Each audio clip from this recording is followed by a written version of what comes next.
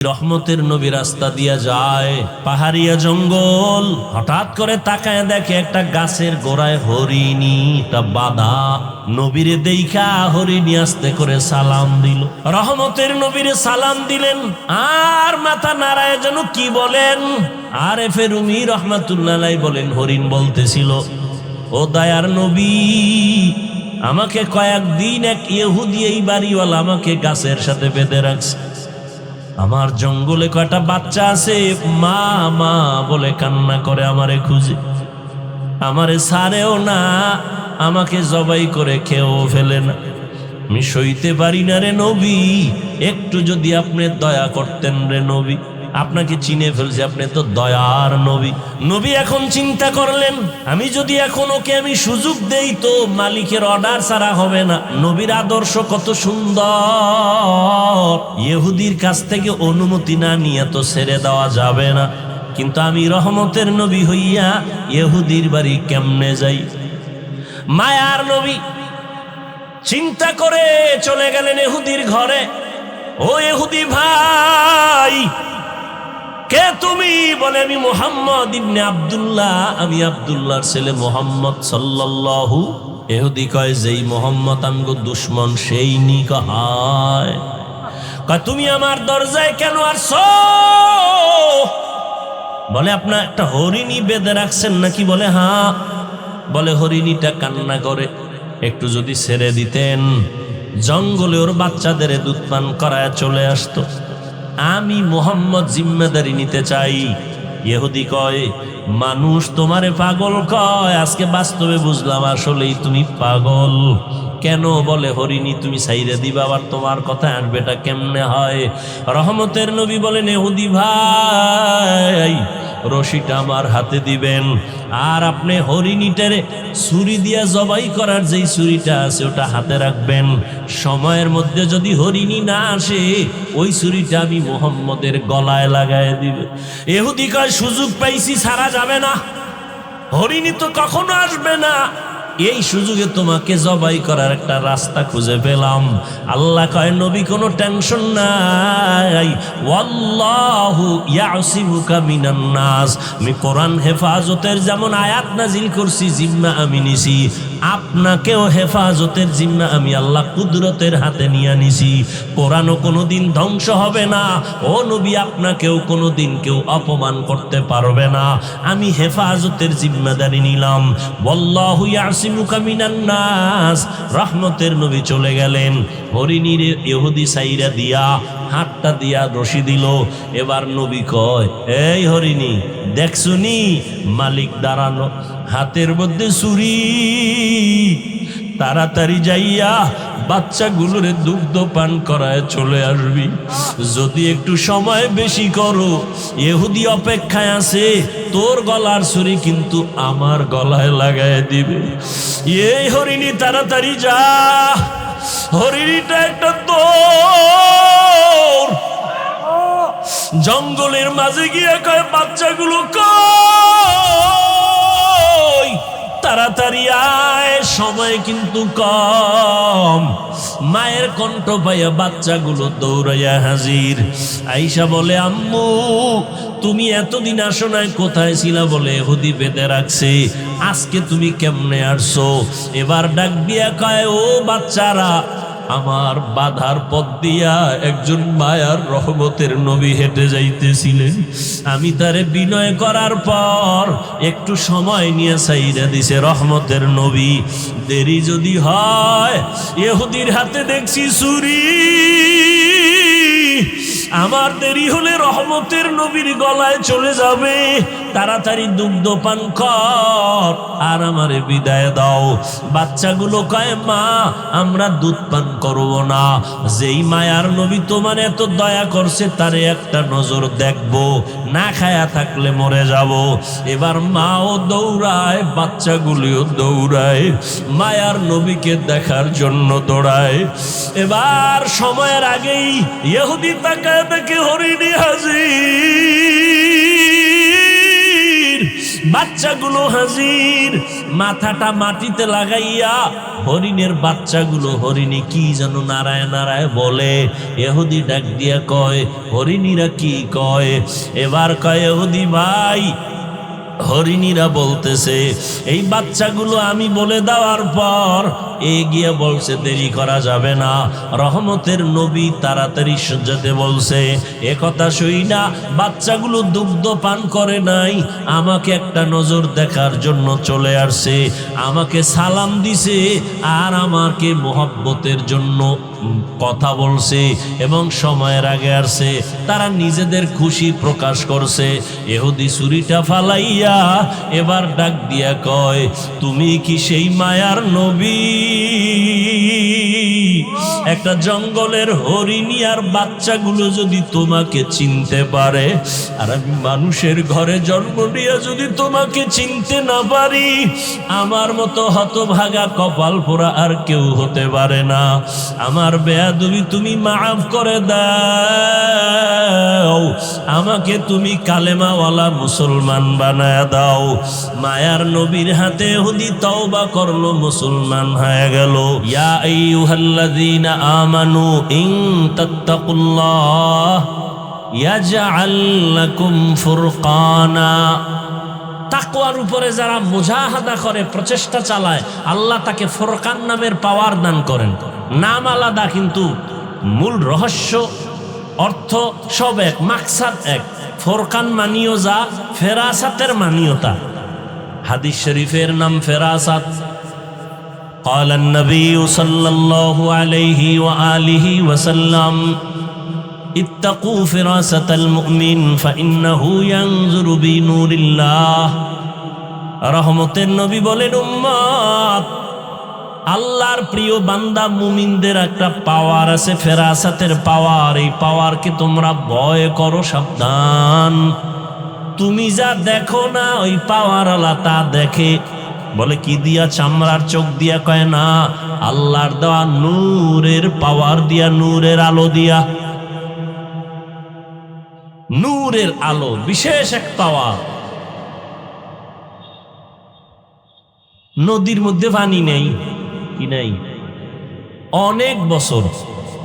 এখন এলাকাবাসী আইসা আল্লাহর এক প্রিয় বান্দাকে বলতেছেন, হযরত, আমাদের এলাকা নদী শুকানো, বিশাল বড় নদী, পানি নেই। দেখেন, খেয়াল করেন, হযরত একটা চিঠি লেখলেন। কি লেখছেন তিনি জানেন, আর কে জানেন? আল্লাহ জানেন। চিঠিটা ভাঁজ করে সিল মাইরা নাম লেখা ভক্তদের কয়, এই চিঠি নদীর মধ্যে ফেলে দাও, যাও। নদীর মধ্যে ফেলে দিছে নিয়া। নদীতে চিঠিটা ফেলা মাত্র পানির জোয়ার শুরু। সুবহানাল্লাহ। না,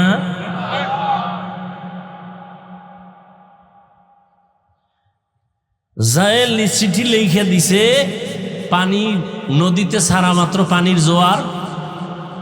এটা কোনো ভালো মানুষ মেনে নিতে পারে? এটা একটা কথা?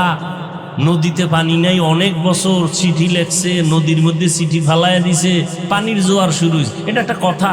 এটা গাঁজা খাইছে না মাথা নষ্ট?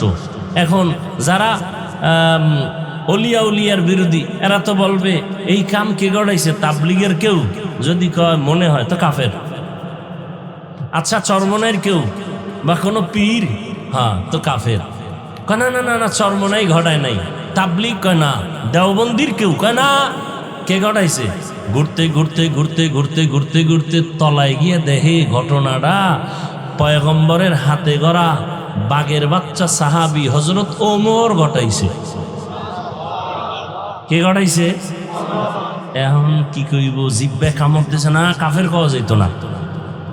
সাহাবী ওমর ঘটাইছে ঘটনাটা, তাহলে ভিন্ন কিছু। কে ঘটাইছে ঘটনা? এবার কাফের ক। 14 পুরুষের শক্তি থাকলে ওমরে ফারুকের বিরুদ্ধে কাফের বলো? ঘটনা তো ওমর ঘটায় দিছে। চিঠি লিখে গেছে নদীতে ফালায় দাও। ওমরের চিঠি নদীর মধ্যে পড়ছে, পানির জোয়ার শুরু। কাফের কও ওমরকে? কোনো হিসাব হইলে তো কইয়েই ফেলাই। এজন্য আমরা বলি, সারা বাংলাদেশে যারা আল্লাহর বিশেষ বান্দা, ওলি, ওলি শব্দের অর্থ আল্লাহর বন্ধু। এক বচনে অলি, বহু বচনে আউলিয়া। এক বচনে অলি, বহু বচনে আউলিয়া। অলি মানে আল্লাহর বন্ধু। এখন আল্লাহওয়ালাদের মাধ্যমে কিছু হঠাৎ কিছু ঘইটা গেলে এটা মানে না, এটাকে অস্বীকার করে। তো আমরা বলি যারা ওলিয়া উলিয়াদের কারামতকে, অলৌকিক পাওয়ারকে অস্বীকার করে, মূলত সে আল্লাহ পাকের কুদরতের সাথে গাদ্দারি করে।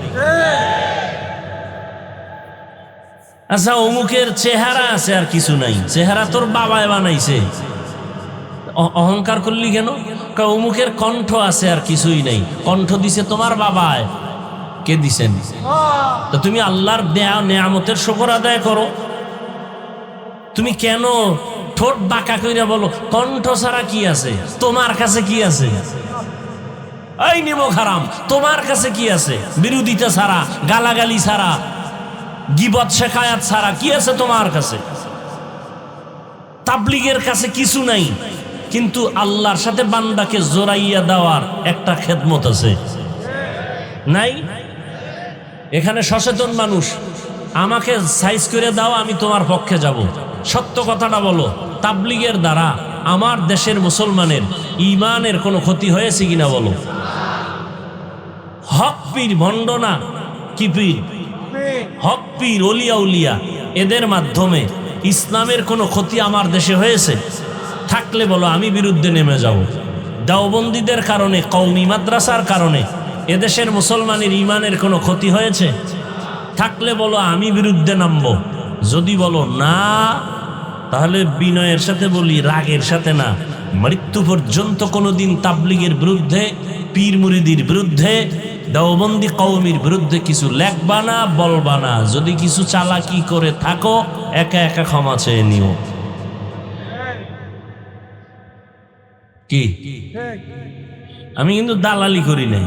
দালালি যদি করতাম তাই বলতাম পাঁচকল্লি ছাড়া সব বন্ধ, বলছি।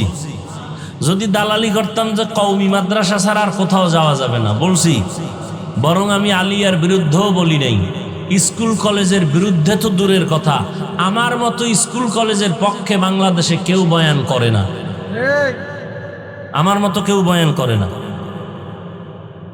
অনেকে আমার এমনও বলে কাছে এসে, এত কইেন না। কই, আমি তো আলিয়ার বিরুদ্ধে বলি নাই, আমি তো স্কুল কলেজের বিরুদ্ধে বলি নাই। আপনি কেন কওমি নিয়া মাথা ব্যথা?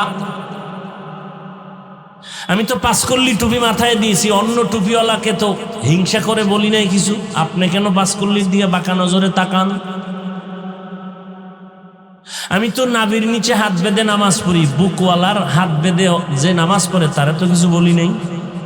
আপনি কেন নাভির নিচের হাত ধরে টানাটানি করেন? আমি তো 20 রাকাত তারাবি পড়নেওয়ালা মুসল্লি, আপনি 8 রাকাত পড়েন, কোনোদিন তো সালাম দেওয়া বন্ধ করি নাই। আপনি কেন সালাম দেন না, দিলেও নেন না? বিষয় কি? আমার পাওয়ার অলৌকিক বেশি, আমার 20 লাগে না, 8ই হয়ে যায়। এরপরও শেষ কথা, আপনি 8 রাকাত পড়লেন কার জন্য বলেন? জোরে আমিন বলেন, কার জন্য? এই আমলগুলো কার জন্য করেন? আল্লাহর জন্য। আপনি বুকে হাত বাঁধেন, আমি নাভির নিচে বাঁধি, কার জন্য? আমলটা কার জন্য? তো আল্লাহর জন্য আমল করেন, বান্দার সাথে ভাব দেখান কেন? ভাবটা তো আল্লাহর সাথে দেখাইবেন যে আল্লাহ আমারে চিনুনি, আমার 20 লাগে না, 8ই হয়ে যায়। আমি ফাস্ট চার্জার, চার্জার আছে না, ফাস্ট চার্জার, আধা ঘন্টার চার্জ 20 মিনিটে হয়ে যায়। আমাকে 20 রাখা তো কলবের চার্জ হয় না, হেরা 8 হয়ে যায়, ধাম ধাম করে মসজিদ থেকে বের হয়ে যায়। ভাবটাই অন্যরকম। ইবাদত করছো আল্লাহর, বান্দার সাথে ভাব কেন? যদি এই ভাব দেখাইয়েই থাকো তো ইখলাসওয়ালা আমলও বরবাদ। এই ভাবের নাম অহংকার, তাকাব্বুর। রসুল বলেন আগুন যেমন লাকড়ি ধ্বংস করে দেয়, অহংকার মানুষের ইখলাসওয়ালা আমলকেও ধ্বংস করে দেয়। আল্লাহ আমাকে আপনাদের সব ভাইকে হেদায়াতের দৌলত দান করেন। হেদায়াত বড় কঠিন সম্পদ। আমি মাওলানা হয়ে ওয়াজের প্যান্ডেলে বসছি, এটা হেদায়াত পেয়ে গেছি, কথা বলেন না, পাইছি, গ্যারান্টি আছে। এক বক্তা হেদায়াত পাইয়া আবার চুলের মধ্যে কাটিং মাটিং লাগাইছে, আছে না? তো বলা যায় যে আমি হেদায়েত পেয়ে গেছি। ওরে রসুল যার কোনো তুলনা, সেও বারবার দোয়া করেন, আল্লাহুম্মা ইহদিনাস সিরাতাল মুস্তাকিম, ও আল্লাহ জান্নাতে যাওয়ার সঠিক পথের হেদায়েত আমাকে দান করেন। রহমতের নবী দৈনিক শতবার ইস্তিগফারের আমল করেছেন। আস্তাগফিরুল্লাহাল আযীম 70 বার নবীর ইস্তিগফার পড়েছেন। ইস্তিগফার কেন পড়ে? হাসান বসরি রহমাতুল্লাহ আলাইহি আল্লাহর এক প্রিয় বান্দা গোলাম, জগৎ বিখ্যাত ওলিয়ে কামেল, একজনে গিয়া কয় আমার অসুস্থ, কয় ইস্তিগফার পড়ো অসুস্থতার জন্য। আর একজনে গিয়া কয় আমার ফসল হয় না, কয় ইস্তিগফারের আমল করো। একজনে কয় আমার দোকানে ব্যবসা হয় না, কয় ইস্তিগফারের আমল করো।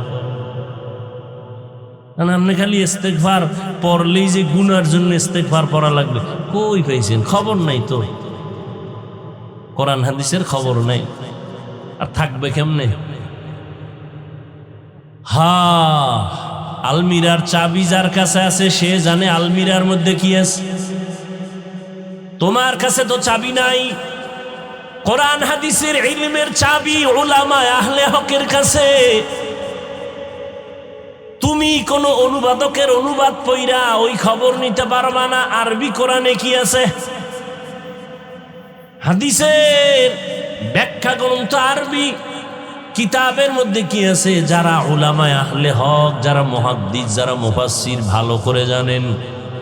তুমি শুধু কারো লেখা অনুবাদ বাংলা পড়ো, ইংলিশ পড়ো, এগুলো ভিতরের খবর সব তুমি জানতে পারবা না।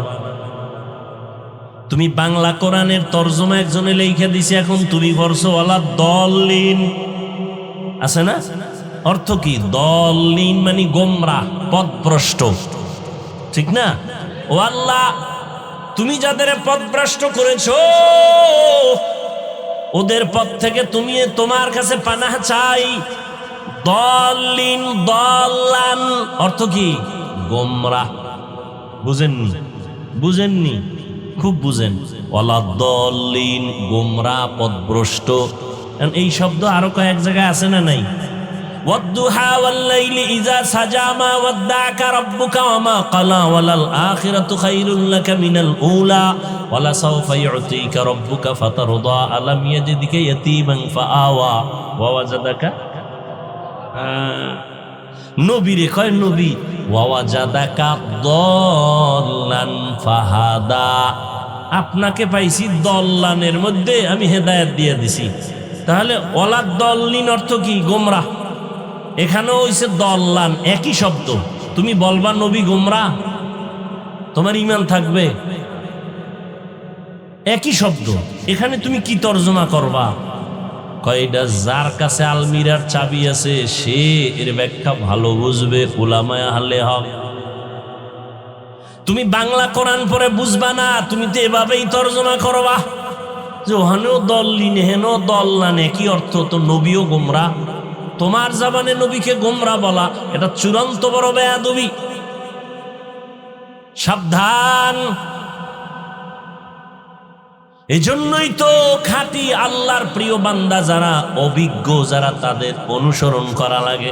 বড় ডাক্তার হলে ওই FCPS, FRCS, MBBS এর সার্টিফিকেট নিলে হবে না। অভিজ্ঞ বড় ডাক্তারের শরণাপন্ন হইয়া প্র্যাকটিক্যাল ট্রেনিং দিতে হবে, ঠিক নি? ইঞ্জিনিয়ার বড় হতে হলে লেখাপড়ার সার্টিফিকেট যথেষ্ট না, অভিজ্ঞ ইঞ্জিনিয়ারের সাথে সময় লাগাতে হয়। দুনিয়ার লাইনে বড় হতে হলে বড়দের পেছনে যেতে হয়। আখেরাতের লাইনে বড় যদি হতে চাও, আখেরাতের লাইনে যারা বড় তাদের পেছনে কেন সময় দিবা না? দুনিয়া বুঝে আখেরাত বুঝে না, এনে বাঁকা হয়ে গেছে। আল্লাহওয়ালা যারা খাঁটি আল্লাহর গোলাম, তাদের আল্লাহ পাওয়ার দান করেন। আল্লাহ বলেন সাবধান, এই পাওয়ার আমি সবাইকে দেই না, যারা তাকওয়ার উপরে চলে আমি আল্লাহ তাদেরকে দান করি। কোথা থেকে কোথায় গেলাম জানি না, তবে এই কথাগুলো এই ময়দানে বোধহয় রোগ আছে, রোগের ঔষধ হিসেবে আল্লাহ বের করতেছেন। কারণ মুখস্থ করে বয়ান করা যায় না, আবার দেখাও যায় না। আল্লাহ যা বের করবেন তাই বয়ান হবে। কোন কথার পরে কোন কথা বলবো এটা কি সম্ভব? লেখা মুখস্থ করে কোনো দিন না। এতটুকু বলি, আল্লাহ এখানে যে কথা প্রয়োজন এই কথা বের করে দাও, এই আয়াত দিয়ে তো শত বয়ান করেছি, কিন্তু এই কথা তো অন্য জায়গায় হয় না। সব আমার আল্লাহ পাকের দয়া মেহেরবানি। দাউদ আলাইহিস সালাম একদিকে সে নবী, অপরদিকে সে রাষ্ট্রের ক্ষমতা হাতে নিয়ে রাষ্ট্র পরিচালনা করেন।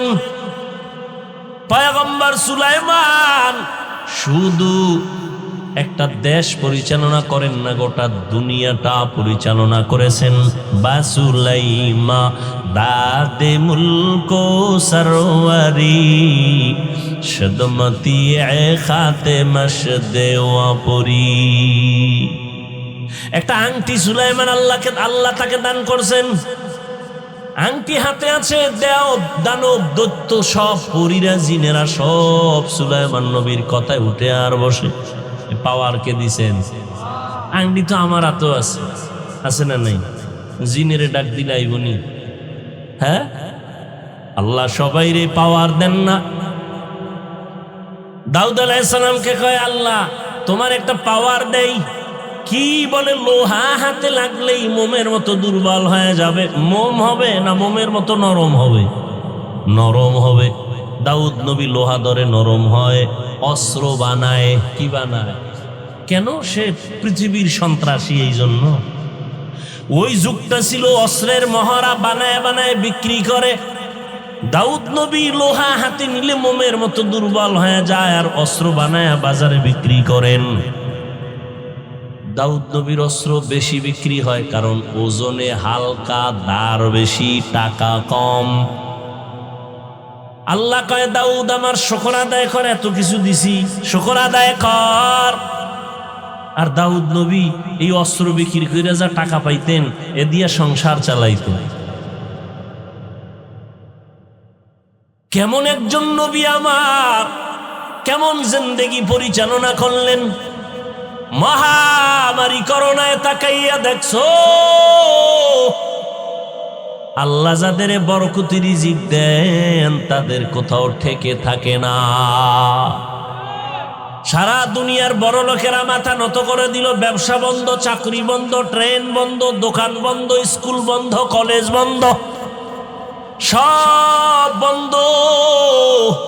কিন্তু কোরআনের একটা মাদ্রাসাও বন্ধ হয় নাই। ভুলে গেছে জাতি, ভুলে গেছে। এরে যুবক, এই দুনিয়াতে নিঃস্বার্থ তোমার আপন একমাত্র উলামায়ে আহলে হক ছাড়া খোদার কসম আর কেউ নাই। তুমি যাদের বন্ধু বানাইছো এরা স্বার্থপর। স্বার্থে যদি আঘাত লাগে দল থেকে শুধু নাম কাটবে না, কল্লাটাও কেটে ফেলবে। আর দুনিয়াতে কোনো আলেম তোমারে নাম কাটা তো দূরের কথা, তুমি উল্টা পাল্টা গেলে তোমার পায়ে হাত দিয়ে বলবে বাবা ফিরে আসো, কলিজা দিয়ে তাহাজ্জুদ পড়ে দোয়া করবে। এই দুনিয়াতে উলামায়ে আহলে হক ছাড়া তোমার আপন কেউ নাই, স্বার্থ ছাড়া।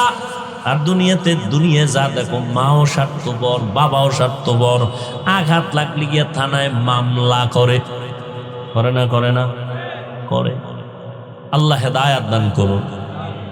দাউদ নবীকে আল্লাহ বললেন শুকর আদায় করো। দাউদ নবী কয় ও আল্লাহ আপনি তৌফিক না দিলে আমি পারবো না। দেখছেন নি, এই কথাটা বুঝাইতে গিয়া এত দূরে এসে। তৌফিক কে দিবেন? না চাইলে। দাউদ নবী বললেন আল্লাহ তৌফিক দেন। আল্লাহ কয় দিলাম, এবার আদায় করো। দাউদ আলাইহিস সালাম বলেন হে আল্লাহ আমি পারতেছি না। কেন? আপনার তৌফিক নামের নিয়ামত এত বড়, ওই তুলনায় আমার শুকর হলো অনেক ছোট। আল্লাহ কয় দাউদ তুমি এটা যে উপলব্ধি করতে পারছো, এই যে উপলব্ধি তোমার ভিতর একটা অনুশোচনা, এটাকেই আমি আল্লাহ শুকর হিসাবে কবুল করে নিলাম। তাআত তৌফিক তাআত হামজে তু ই আমানত ইজাবাত হামজে তু। হ্যাঁ, এই কথাটা বুঝানোর জন্য এত দূর। এবার আসল আলোচনায় ঢুকি নাকি, না কষ্ট হবে আপনাদের? ওয়ামা আরসালনাকা ইল্লা রাহমাতাল লিল আলামিন। আমি পড়ছি আর আপনারা শুনছেন, তাই তো? আমি যতটা সওয়াব পাইছি আপনারা শুধু শুনছেন, অতটাই সওয়াব পেয়ে গেছেন। আরো আস্তে করে বলেন। আল্লাহ আস্তে বললে শুনে না? শুনে। তো জোরে বলার দরকার কি? কত যুক্তিবাদী এরকম আছে না? ওই যুক্তিবাদীরে কও তুমি ফজরের সময় ইমাম রে কই, ইমাম সাহেব আল্লাহ আস্তে কইলে হুনেনি, কহা হুনে। তাহলে জোরে সুরা পড়ার দরকার নাই, ফজরে আস্তেই বড়। যুক্তি চলবে? যুক্তি দিয়া তাসলিমা নাসরিনের মতো বেশ্যা হওয়া যায়, নাস্তিক হওয়া যায়, আল্লাহ পাওয়া যায় না। যুক্তি দিয়া আল্লাহ পাওয়া যায় না। তাআত তৌফিক তাআত হামজাতু ই আমানাত ওয়া ইজাবাত হামজাতু। আল্লাহ পাক বলেন, হে রাসূল করিম সাল্লাল্লাহু আলাইহি ওয়া আলিহি ওয়াসাল্লাম, নবীর নামে একবার পড়ছি সাল্লাল্লাহু, কোনো লাভ আছে না ক্ষতি? একবার পড়বেন 3টা পুরস্কার, 10টা নেক মাফ, নেক আমল নামায় যোগ হবে, 10টা গুনাহ মাফ হবে, আল্লাহর আদালতে 10 গুণ মর্যাদা বেড়ে যাবে। हर के बाशुद आमिले सन्नु मुदम आतिशे दोज़ुख शवद बरवे हराम। আল্লাহ বেশি বেশি দরুদের আমল করার তৌফিক দান করুন। জেলাফি না থাকলে দরুদ পড়তে ভাল লাগে কোন তো? কি চট্টগ্রামের মানুষ, দরুদ বেশি হবে না কম? তাহলে 10 মিনিট হইরে বইয়া যান কেন? পড়লে পড়বেন সারা রাত। থানবী রহমতুল্লাহের নাম শুনছেন? কথা কয় না। তো এক জায়গায় গেছে, এখন ওখানে সবাই কেয়াম করে। কি করে? দরুদে কেয়াম করে। এখন থানবীকে বলে, হযরত আমাদের এখানে তো কেয়াম করে, আপনি কি করবেন? তোমরা কি করবা? কাহা করলে কিন্তু করতেই হবে, আর না করলে কিন্তু নাই। কাহা করবই। থানবী রহমতুল্লাহ লেখা দাঁড়াও। পড়তেছে পড়তেছে পড়তেছে পড়তেছে পড়তে পড়তে মাগরিব থেকে এশা, এইবার কয় বন্ধ, এশা পড়ো। এশার পর আবার দাঁড়াও। এইবার 12টা 1টা 2টা দিক দিয়ে যারা ছিল, এ ডানে নাই বামে নাই, কে কোন দিক দিয়ে কই গেছে, মারেফতের লাইনে রসুলের লগে লাইন হয়ে গেছে, খবর নাই কেউ। থানবী তাকায় দেখে 2-3 জন সারা কেউ নেই। কয় হুজুরা গেরা গেল কই? কয় সব এদিকে দিকে। ব্যাপার কি? এই তুমি এদিকে দিক গেলা কেন? তুমি কি আসলে নবীর দুশ্মন নি? কয় না। কাদা আপনি এতক্ষণ পড়বেন? আমি বলছি না, পড়লে পড়তেই হবে, রসুলের শান বলতেই হবে, দরুদ পড়তেই হবে, পড়তেই হবে। কয়বার? কয়বার নাই, পড়তেই থাকো। জিহ্বা চলবে যতবার, দরুদ চলবে শতবার, 1000 বার, কোটি বার। বসে আছো পড়ো, দাঁড়ায় আছো পড়ো, হাঁটতেছো পড়ো, বিছানায় শুয়ে শুয়ে পড়ো। চলবে না? নাকি দরুদ পড়লেই দাঁড়াইতে হবে? তাহলে তোমার ঘুমানো লাগবে দাঁড়াইয়া, তুমি হুইয়া ঘুমাইও না। যাও তুমি দাঁড়াইয়া দরুদ পড়বা আর ঘুমাবা। তাহলে হুইয়া হুইয়া পড়লে বেদবি হবে। তো দাঁড়াও, তোমার ঘুমও দাঁড়াইয়া। কি আমার রসুলের দরুদ কমানো যাবে না, বাড়াতে হবে। কি কমবে না বাড়বে? কয়শো বার? কোনো গণনা নাই। অতএব তুমি বসে আছো পড়ো, হাঁটতেছো পড়ো, শুয়ে আছো পড়ো। যদি যুক্তি দাও না পড়লেই দাঁড়াইতে হইব, তাহলে ঘুমাইলো দাঁড়ায় ঘুমাও আর পড়ো। ওই যে বললাম, যুক্তি দিয়া নাস্তিক হওয়া যায়, বেয়াদব হওয়া যায়, আল্লাহ পাওয়া যায় না।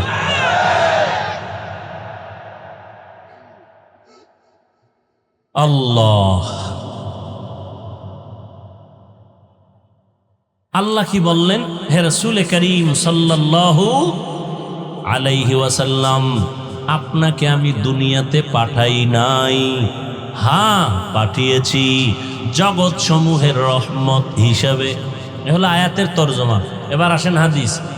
নবী বলেন কুল্লু উম্মতি ইয়াদখুলুনাল জান্নাতা ইল্লা মান আবা, সব উম্মতরা জান্নাতে যাবে। নবী কয় সব উম্মত জান্নাতে যাবে, কিন্তু যে আমি মুহাম্মদ রে মানে না সে যাবে।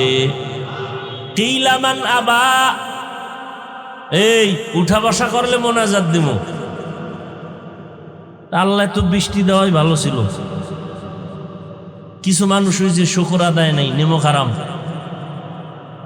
পাইলে আরো চায়। এক বুড়ি বলতেছে ইতিহাসের পৃষ্ঠায় দেখছি মুসা নবীকে, ও মুসা কই যাও? আল্লাহর সাথে কথা বলতে যাই।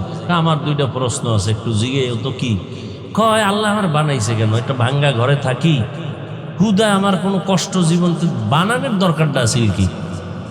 তো মুসা নবী আবার ফেরার পথে কয়, ও মুসা জিগেই শুনি। কহ তো কি কইছে আল্লাহ? কয় শুকর আদায় করো। আমার ঘর নাই, নিয়ামত পাইলে না শুকর আদায় করো? কিছুই তো পাই না, আছে একটা ভাঙ্গা দরজা নাই। এ কওয়ার পর একটা বাতাস ওই জেলু ছিল এডু নিয়ে গেছে। বুড়ি কয় আল্লাহ তুমি মাফ করে দাও, এটাও একটা আমার জন্য কি নিয়ামত। তো প্রতিদিন বৃষ্টি, বৃষ্টি তো হওয়াই দরকার ছিল। আল্লাহ সুযোগ দিছে, গ্রহণ করেন না। মন চাইছে বসছেন, মন চাইছে উঠে গেছেন, মন চাইলে পান খাইতেছেন, মন চাইলে বিড়ি টানতেছেন, চা পান করতেছেন। না মস্কারি মনে করছেন কোরআনের মাহফিল রে, নাটকের মঞ্চ মনে করছেন? মন চাইলে বসবেন, মন চাইলে উঠে যাবেন। এই মজলিসটার দাম কত আপনার জানা আছে?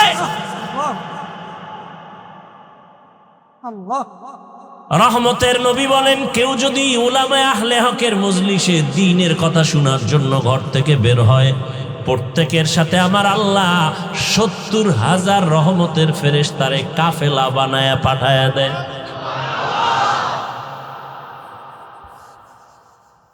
এখানে আসিয়া বসার সাথে সাথে আল্লাহ ঘোষণা দেয়, যত মানুষ বসছে সবার গুনাহ মাফ।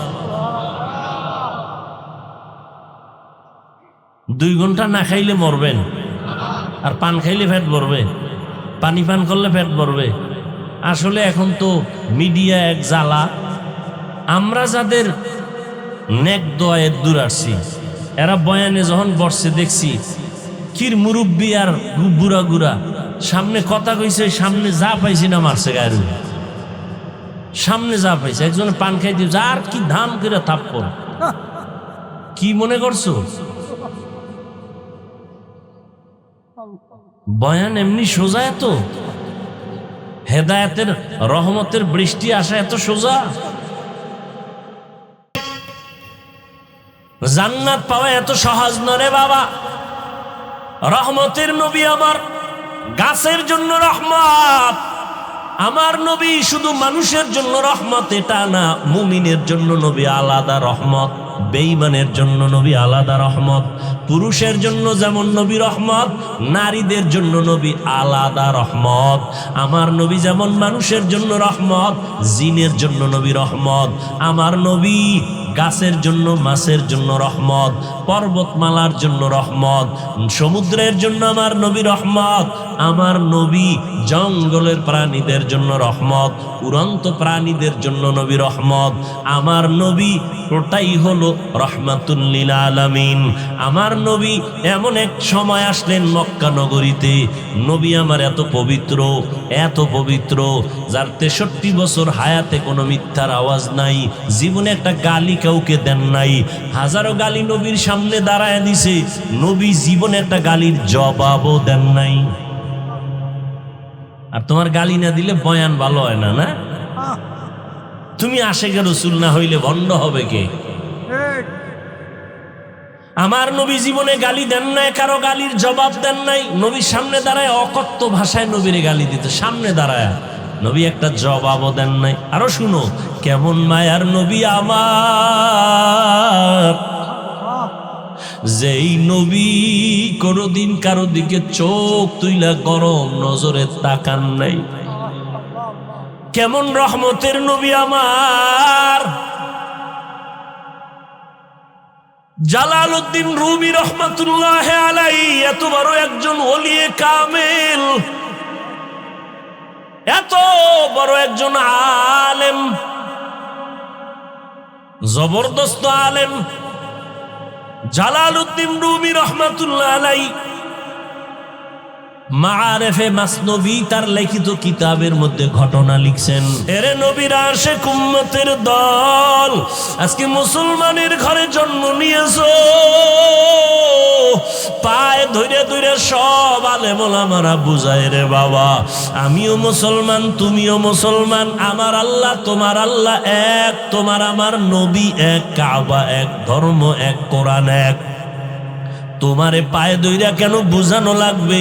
তুমি টুপি পরো, নামাজ পড়ো, পর্দা করো, হালাল খাও। আজকে বেঈমান রে বুঝাইলে তো সোজা হয়ে যাইতো, কিন্তু তুমি কেন টুপি পরতে চাও না রে বাবা? টুপির কারণে তো মাথা গরম হয় না রে বাবা, টুপি তুমি কেন পরতে চাও না? আজকে তুমি দাড়ি রাখতে লজ্জা পাও, আর আমিও তোমার মতো মুসলমান দাড়ি কাটতে লজ্জা পাই। আজকে তুমি মসজিদে ঢুকতে লজ্জা পাও, আর আমি মসজিদে না ঢুকলে লজ্জা পাই। আজকে তুমি পর্দা করতে লজ্জা পাও, আর আমি পর্দা না করলে লজ্জা পাই। তুমি একটা মেয়ে দেখলে মন খুশি, আমার ভয় লাগে আল্লাহ নি বেজার হয়ে গেল। তুমিও মুসলমান আমিও মুসলমান, তোমাকে এত পাও ধরে বুঝাইতে হবে কেন? তুমি কি জান্নাতের বয়ান জানো না? তুমি কি কোরআনের মধ্যে জাহান্নামের বয়ান আছে জানো না? ও আল্লাহর বান্দারা, আজকে তুমি যুক্তি দাও জামা পরলে গরম লাগে। ও বাবা কিসের গরম?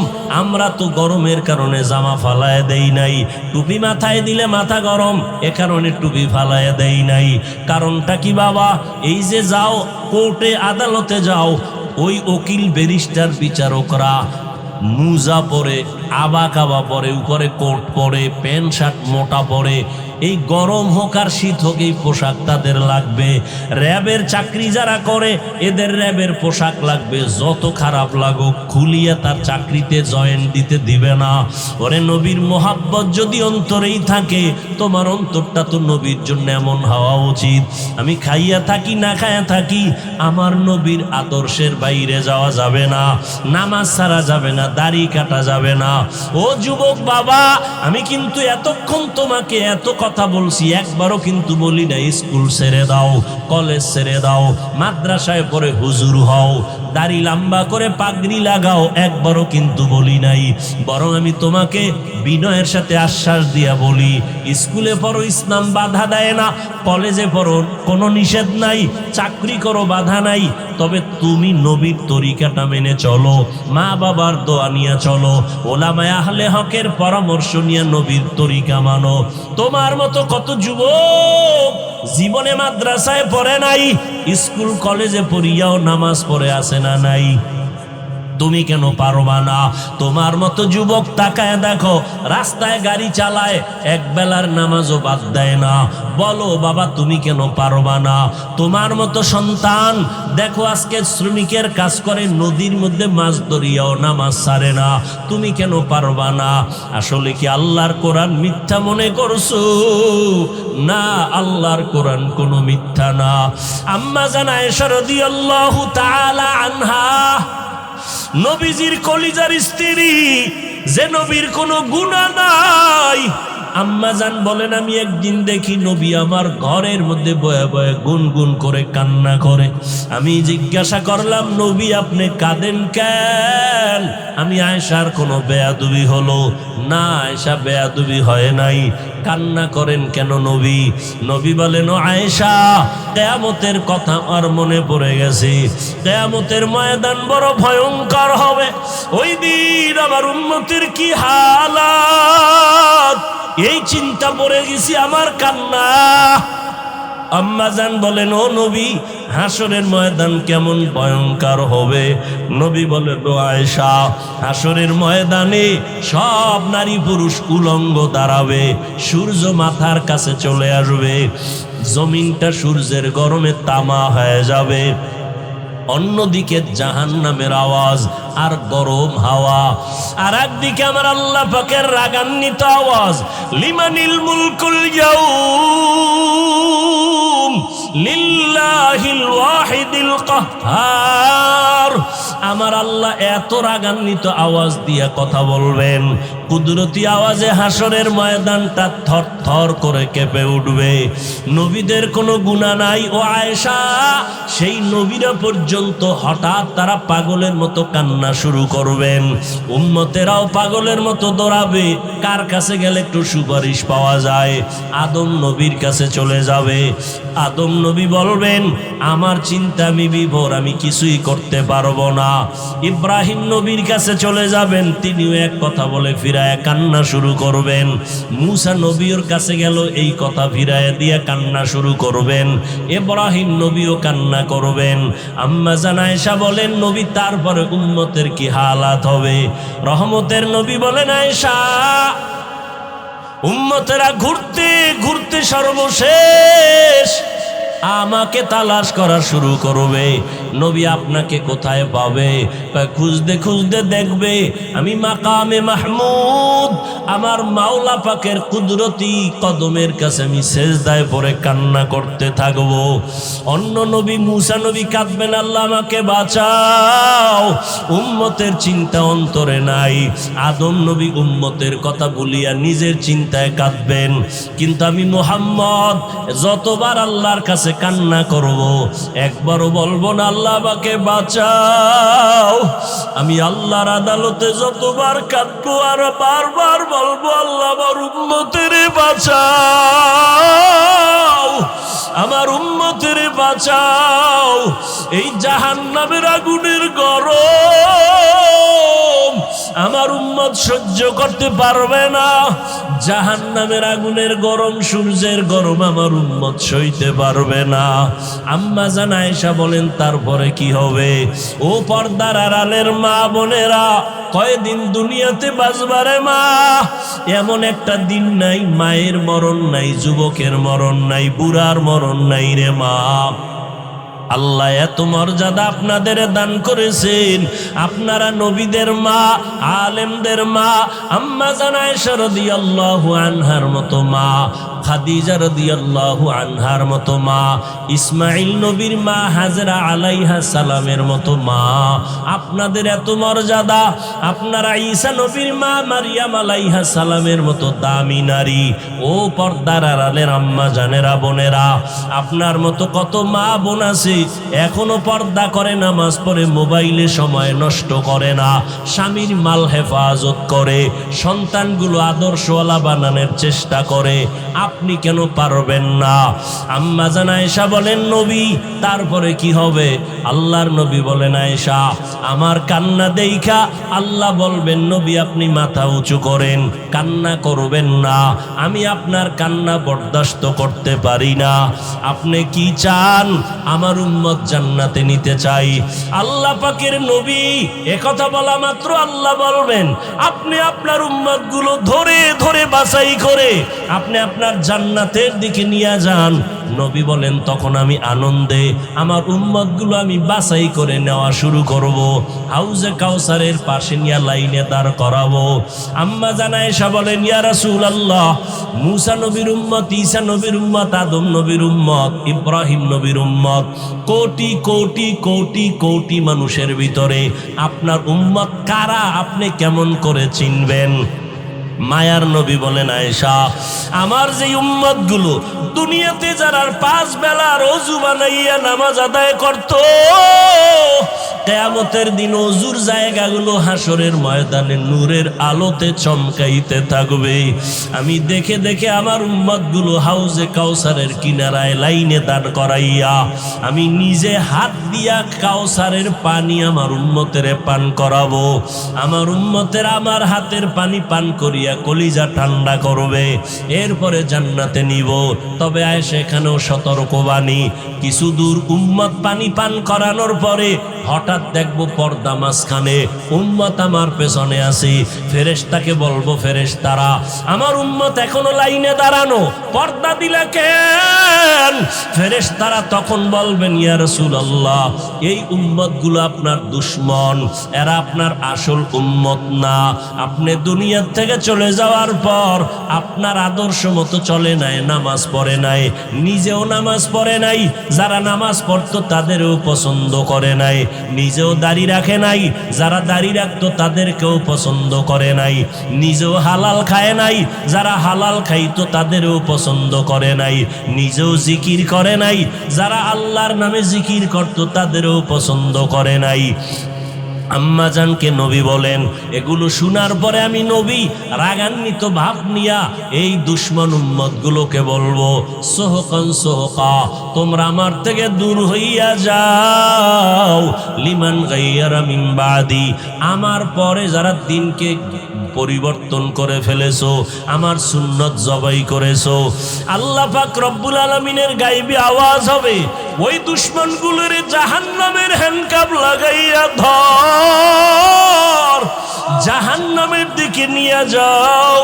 ও নবীর আশেক, তুমি আমি যতই আশেক দাবি করি না কেন, মনটার একটু জিজ্ঞাসা করো, কাউসারের পানির লাইনে দাঁড়ানোর পর কোনো আমলের কারণে যদি আমার নবী তাড়াইয়াই দেয়, তখন আমার মা বাবাকে আপন থাকবে না, হাতের মধ্যে জাহান্নামের হ্যান্ডকাপ লেগে যাবে। ও যুবক বাবারা, ও বৃদ্ধ বাবাজিরা, অন্তরের বুঝাও, তোমার আমার মতো যুবক স্কুল কলেজে পড়ে, চাকরি করে, নামাজ পড়ে, তুমি আমি কেন পারবো না?